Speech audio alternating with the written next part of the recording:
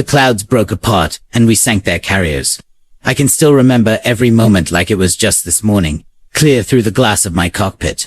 It was June 4th, 1942. The huge Pacific Ocean stretched endlessly below my Douglas SPD, dauntless plane. Beneath that calm blue surface, the strongest naval group Japan had ever put together was moving. 4 large aircraft carriers were sailing smoothly in formation. Their decks were full of bombers and fighters, being fueled and loaded with weapons. They thought they were about to deal a final, deadly blow to America's Pacific Fleet. But they didn't know that in just 2 hours, American dive bombers would destroy those proud ships, turning them into flaming wrecks and taking over 3,000 Japanese sailors and pilots with them. My name is Lieutenant Commander Wade McCluskey, and I led the dive bomber group that spotted Admiral Nagumo's carriers that morning. What happened next changed the course of the Pacific War forever. But to understand it, I need to take you back to the start when none of us knew we were about to take part in the most important naval battle in American history. That morning started before sunrise on the USS Enterprise. The ready room was filled with nervous energy as we pilots gathered for one last meeting. Captain Murray, who led our air group, stood in front of a big map of the Central Pacific. His face looked serious in the dim light.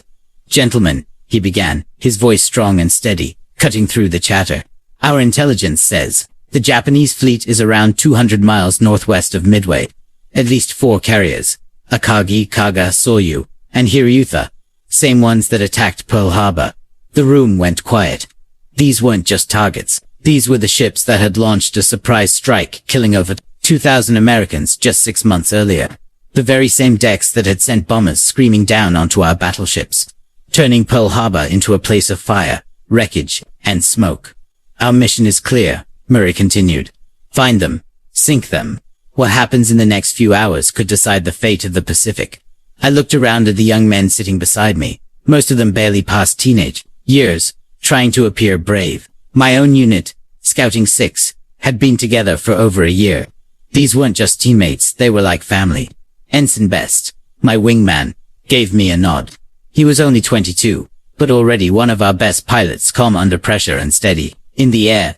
Sitting behind him was Lieutenant Junior Grade Bill Roberts, a quiet farm boy from Iowa, with a strong will to fight. These men would follow me into the worst danger, and in a few hours, I might ask them to. "Looks like good weather," Murray was saying. "Clear skies, light winds. We think the Japanese will start their attack on Midway at dawn, which means they'll be recovering their planes around 9 a.m. If we time it right, we'll catch them while they're still busy." As we left the ready room and headed toward our planes, the weight of what we were about to do started to hit me. The Japanese fleet was the strongest naval force ever brought together. Admiral Yamamoto had sent almost every major ship in their Navy for this operation. He believed that destroying the last American carriers in the Pacific would force us to give up and agree to peace. He was wrong. On the deck of the Enterprise, there was non-stop movement as the ground crews got our planes ready. My Dauntless, number 416, shone in the early light. Its blue-gray color blended perfectly with the sea below. The SPD wasn't fast or highly agile, but it was strong and deadly in a dive. We called it slow but deadly, and it had lived up to that name many times. Chief Petty Officer Rodriguez, who took care of my plane, walked me through the last checks. "She's ready, sir," he said, patting the wing. "Full fuel, one 1,000-pound armor-piercing bomb, and plenty of ammo to take out half their air force." I climbed into the cockpit and got settled. Behind me, Radioman Second Class Murphy got into the gunner's seat, checking his twin .30 caliber machine guns. He had flown with us in earlier missions over the Marshall Islands, and I trusted him completely. "Ready when you are," Sir Murphy said over the intercom. At 7 a.m., the Enterprise turned into the wind and began launching planes. One by one, our dive bombers thundered down the deck and climbed into the bright sky. It was a smooth and coordinated launch. 37 Dauntless dive bombers from Enterprise and Yorktown, with fighter escorts, all formed up perfectly as we climbed to our target height of 14,000 feet. But as we flew northwest toward where we were told the Japanese fleet would be, something became clear.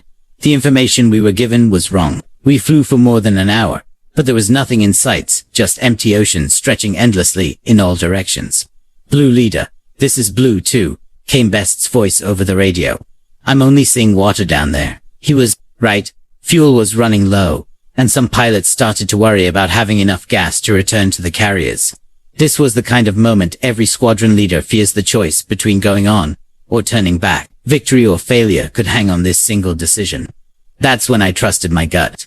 Instead of heading back, I followed a feeling. Far below us, I saw a lone Japanese destroyer moving fast toward the north, kicking up a huge trail behind it. Japanese ships didn't move at full speed for no reason, and something told me it was heading toward something important. All blue planes. This is Blue Leader, I said over the radio. We're going after that destroyer down there. Stay sharp. Some of the other pilots probably thought I was making a risky move. We were already low on fuel, and chasing a single ship seemed like a big gamble. But about 30 minutes later, as we came over the top of a thick cloud layer at 15,000 feet, we saw a sight that we'd never forget. Right below us were 4 enormous Japanese aircraft carriers, moving steadily together in formation. Their decks were full of planes being fueled and loaded with weapons. I could see the red sun symbols on their wings and bodies, and tiny crew members moving quickly across the ships, busy with their tasks. After months of hitting smaller targets, we had finally found the core of Japan's Navy, someone whispered over the radio. It was the moment every American pilot had hoped for since the day of the Pearl Harbor attack. The same carriers that had caught us by surprise were now beneath us, completely unaware that 37 dive bombers were about to strike from above. All aircraft. This is Blue Leader, I called out, trying to control the rush of adrenaline I felt. We've got 4 enemy carriers down below. Akagi and Kaga to the north.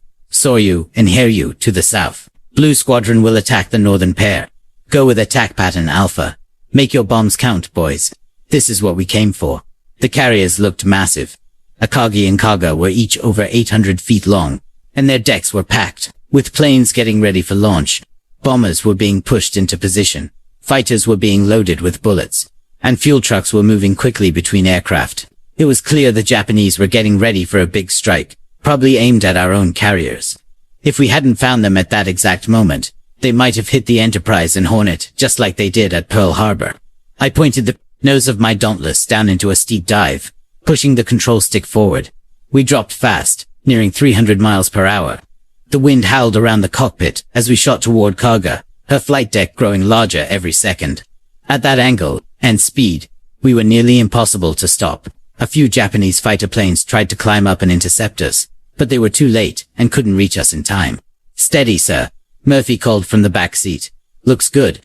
Through the bomb sight, I could see tiny figures on the carrier's decks and pointing, others running for safety.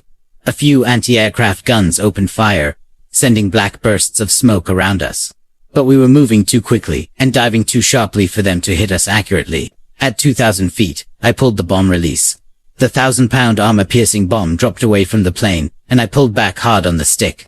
The force pinned me deep into the seat as we climbed out of the dive. As I pulled away from the carrier, I turned back to see the result. The sight was more powerful than I had imagined. The bomb had hit Kaga just in front of her island structure, tearing through the deck and blowing up inside the hangar. The explosion started a chain reaction, setting off the planes below that were filled with fuel and weapons. Flames burst up, and the front part of the deck lifted into the air. A thick column of black smoke rose high into the sky. But that was just the start. Best's bomb landed directly on Akagi's elevator, blasting it away and causing another set of explosions. Bill Roberts hit a group of torpedo bombers on Kaga's deck, setting off a fireball that spread down the length of the ship. One after another, our bombs found their marks. The Japanese carriers, caught while fully loaded with planes and fuel, turned into floating firestorms. The very weapons they had planned to use against us ended up destroying them. Blue Leader, this is Blue 2. Best's excited voice came over the radio. We got them. Both carriers are on fire. He was right. In under 5 minutes, 2 of Japan's most powerful carriers were in flames. But the attack wasn't over yet. As we climbed away from the scene, I saw other American dive bombers diving onto the other 2 enemy ships. Lieutenant Commander Maxwell Leslie's group from the Yorktown was going after Soryu, while more planes from Enterprise headed for here. We hadn't coordinated it, but everything happened perfectly. 3 separate American air groups had found the Japanese fleet almost at the same moment and came together like a storm. The Japanese had no chance to fight back. Their patrol planes were out of place, and they could only watch as their prized ships were destroyed one by one. Soryu took 3 direct hits in a row. Her deck exploded in giant fireballs that made Kaga's damage seem small in comparison. Hiryu tried to fight back and launched some planes, but she took 2 bombs that started fires she couldn't control. In just half an hour, 4 out of the 6 aircraft carriers that had attacked Pearl Harbor were now burning wrecks. Their decks were twisted metal, and their hangars were filled with flames. Destroying hundreds of planes and tons of aviation fuel, the amount of destruction was hard to believe. Each of those carriers had taken years to build and showed how much experience Japan had in naval aviation. The crews dying in those flames were some of the best trained in the world.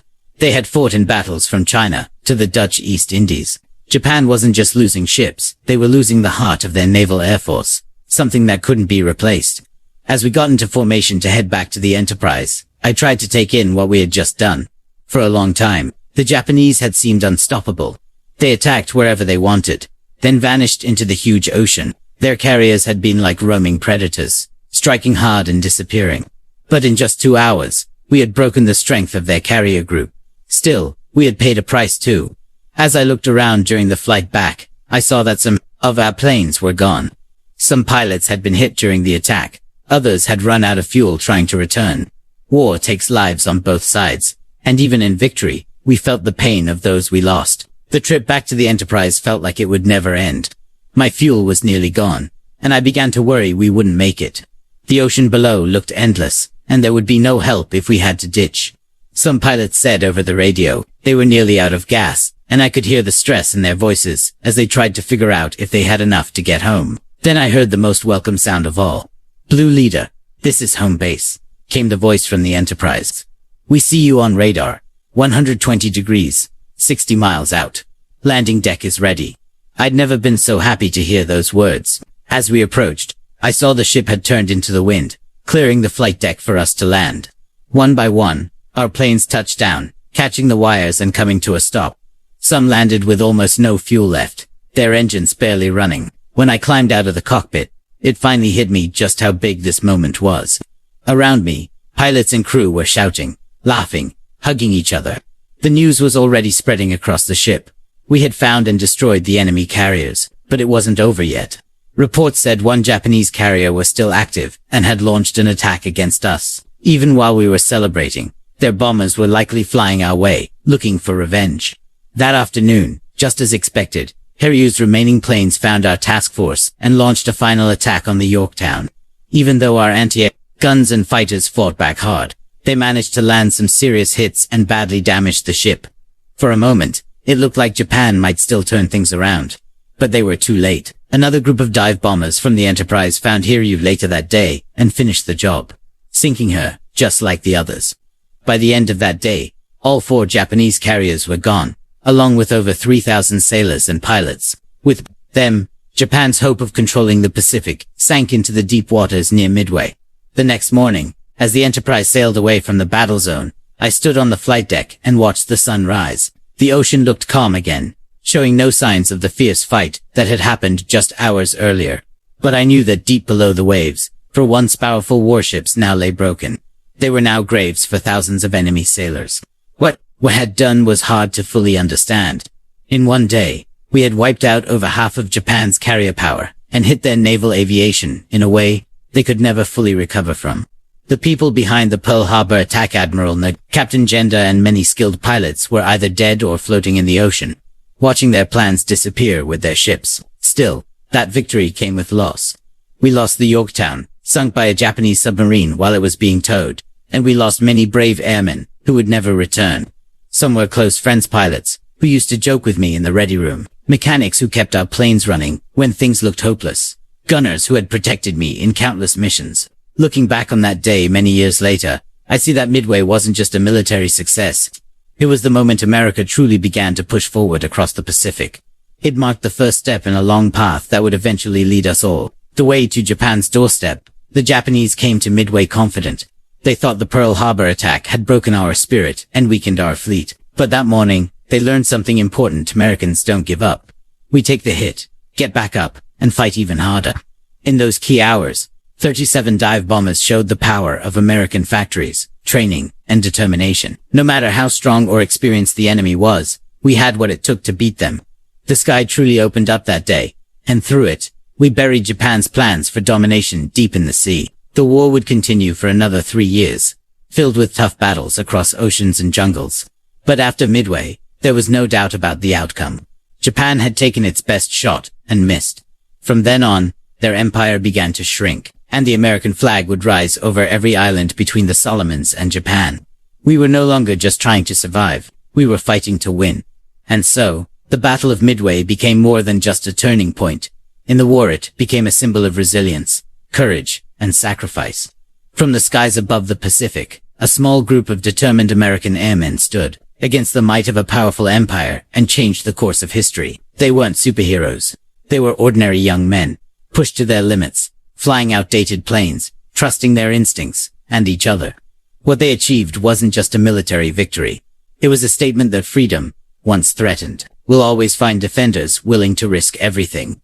The wreckage resting deep beneath the Pacific is a silent reminder that victory comes at a cost. And those who gave their lives in the sky over Midway did not just win a battle. They helped save a few